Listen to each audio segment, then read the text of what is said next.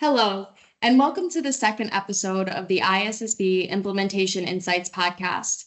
My name is Dianora DeMarco, ISSB Technical Fellow and IFRS S1, S2 Implementation Lead. I'm here today with ISSB Vice Chair Sue Lloyd and ISSB member Veronika Pountcheva. Today, we'll be talking about the June meeting of the Transition Implementation Group on IFRS S1 and IFRS S2, also known as the TIG. Just to remind you, the TIG is made up of 17 members, mostly preparers, and they discuss at a public forum questions that arise from implementation of IFRS S1 and IFRS S2. There were two questions discussed at the June TIG meeting. Veronika, can you tell us about the first question and the staff views? Certainly, Dianora. The first question, which for those that have read the TIG papers, is covered in Agenda Paper 1, and it discusses the requirement for entities to revise estimate when new information becomes available about those estimates. The question was submitted to ask about what happens following an example in which a reporting entity estimates its current period Scope 3 GHG emissions using information disclosed by another entity in its value chain from a prior period. So the reporting entity is using information from an entity in its value chain with a lag. When applying paragraph B50 of IFRS S1, which requires entity to revise prior period estimated amounts when new information becomes available, in this example, the emission information disclosed in the current period is the same as the comparative information disclosed for the preceding period. And that's because the entity updates the prior period with actual amounts, but then also uses those prior period amounts as an estimate for the current period. The question we received relates to whether such estimates are subject to the requirements in IFRS S1 to revise preceding period estimates. And I would encourage listeners to look at both the meeting summary and the agenda paper, where they'll find a helpful illustration of this example. The staff view in Agenda Paper 1 stated, in such circumstance, an entity is required to apply the requirements in paragraph B50 of IFRS S1 and do so in the context of the other related requirements in IFRS S1. So what does this mean for the company disclosures? It means providing investors with information about what was changed, how much is changed by, and why it was changed. Furthermore, there are two further considerations the staff highlighted in regard to the overall disclosure objective and the specific disclosure in IFRS S2. So these are, first, consistent with all disclosures required by ISSB standards. Paragraph B50 of IFRS S1 is subject to materiality, and therefore revisions of previously reported amounts would only need to be made if such information is material. And second, if it is impracticable for the entity to revise last year estimated amounts when presenting its comparative information, then it doesn't need to. Thanks, Veronika.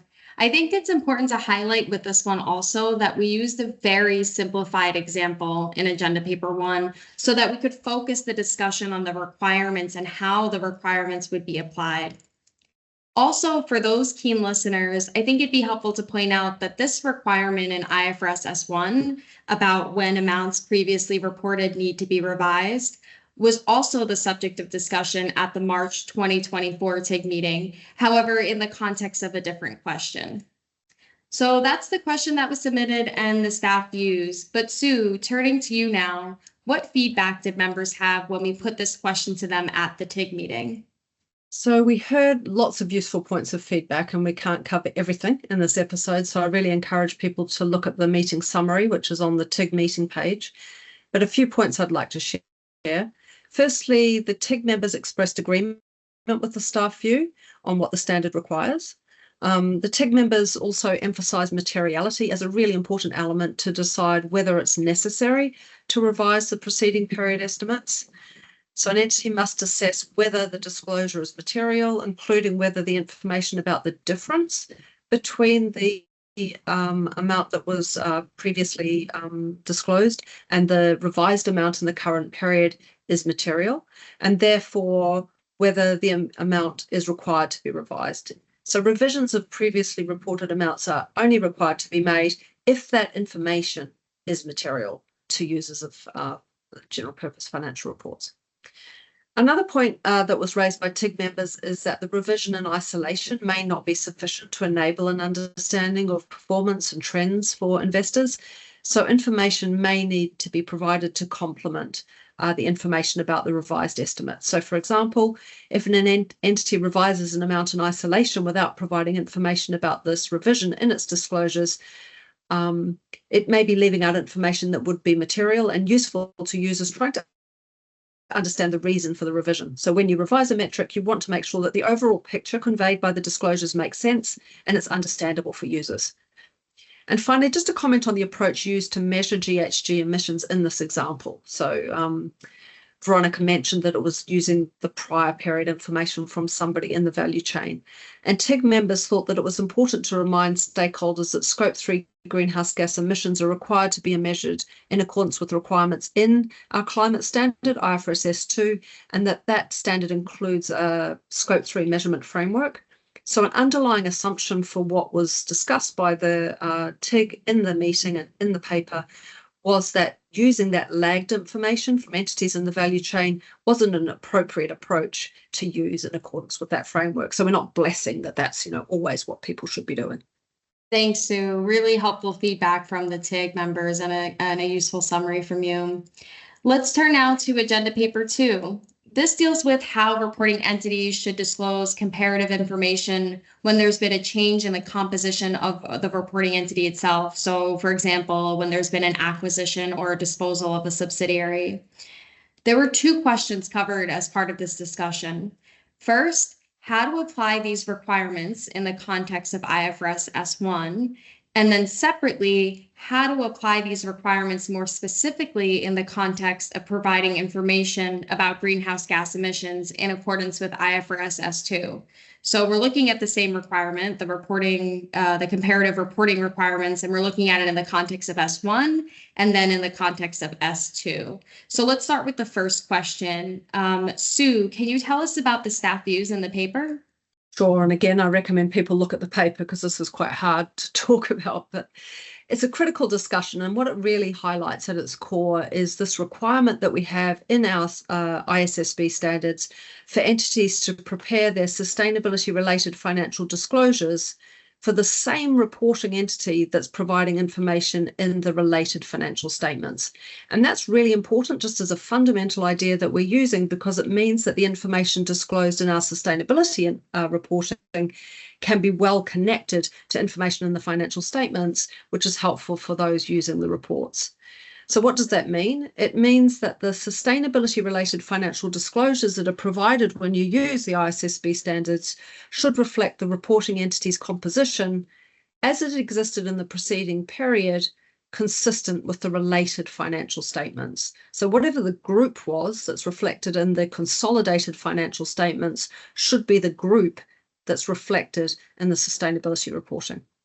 So the staff used examples to explain this, and TIG members expressed agreement with these views. So the first example that was used was the acquisition of a subsidiary.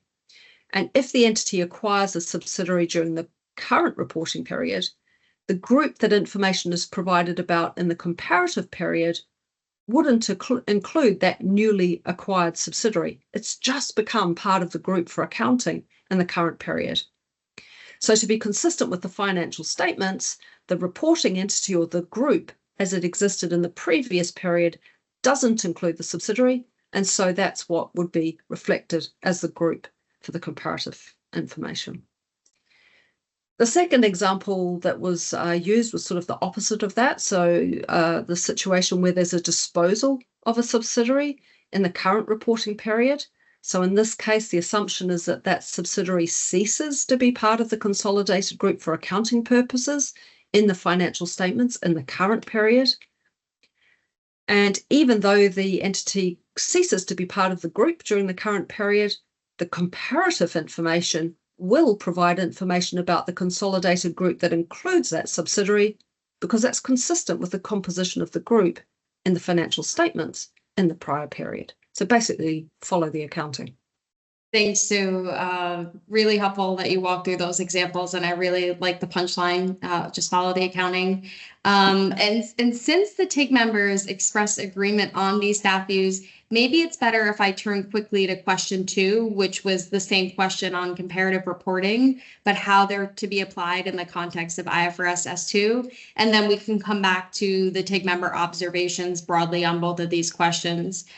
So turning to you, Veronika, what was the focus of question 2 and what were the staff views? Yes, indeed. Question 2, which was about how the comparative information requirements are to be applied in the context of IFRS S2. And this question was asked because stakeholders want to understand whether there are any requirements in IFRS S2, including as it relates of the Greenhouse Gas Protocol Corporate Standard to measure the greenhouse gas emissions that would change the requirements in IFRS S1 about comparative information. And this is a useful opportunity for us to highlight how IFRS S2 uses the Greenhouse Gas Protocol Corporate Standard, and that is, it is only used to measure greenhouse gas emissions. Disclosure requirements, including disclosure requirements related to comparative information, are set out by the ISSB standards. So said simply, you use Greenhouse Gas Protocol Corporate Standard to measure your GHG emissions only, and you follow the ISSB standards for the related disclosure requirements. And with this, the staff view was that as there are no additional requirements in IFRS S2 related to the disclosure of comparative information that would change the requirement in IFRS S1, an entity would follow the comparative information requirements as applied in IFRS S1. Thanks, Veronika.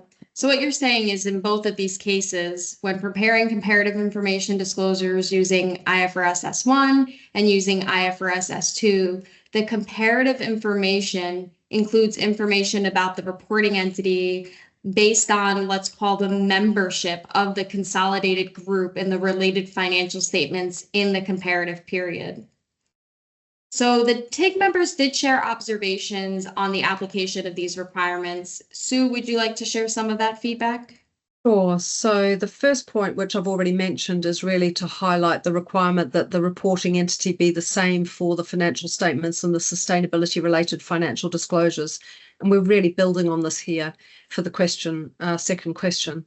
So given this, the current reporting period and comparative information for the preceding reporting period should include information about the reporting entity given its composition during that relevant period. So based on the applicable gap that's used to determine, what the group is for the consolidated entity and the related financial statements.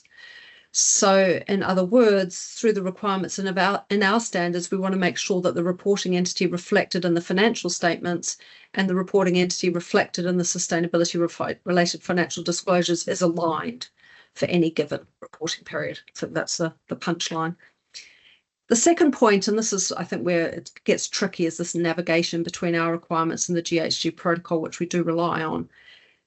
So it's about this interaction. And while information about GHG emissions is required to be provided for the consolidated reporting, the composition of the reporting entity, so what's in the group for accounting purposes, doesn't limit or determine the approach to how GHG emissions are required to be measured by the entity. And that's reminding people in IFRS S2, we say go to the GHG protocol. The GHG protocol allows an entity to choose a control approach or an equity share approach when measuring GHG emissions, and we're not messing with that in any way. The composition of the reporting entity doesn't limit the choices that are made when it comes to using the GHG protocol. So said differently, the discussion emphasised how in this context, the GHG protocol corporate standard only serves as an approach for the measurement of GHG emissions to report on the emissions for the consolidated group. The third and last point highlights the importance of connectivity in right through what we're talking about here. So it's really important for companies preparing sustainability information using our standards to keep in mind that the information provided as part of the sustainability-related financial disclosures has to be understandable for users and connected in the context of other information provided elsewhere in the entity's general purpose financial reports, which includes the financial statements. Thank you, Sue and Veronika. I think these were some really tough questions to talk through, but I think this is a really helpful summary of the June TIG meeting. Thanks, Dianora. And I do recommend people read the meeting summary and maybe even the agenda papers, perhaps even watch the meeting, because there's a lot more detail than what we managed to cover today. Yeah, and great point. All of our TIG meetings are recorded and you're available to watch on our website.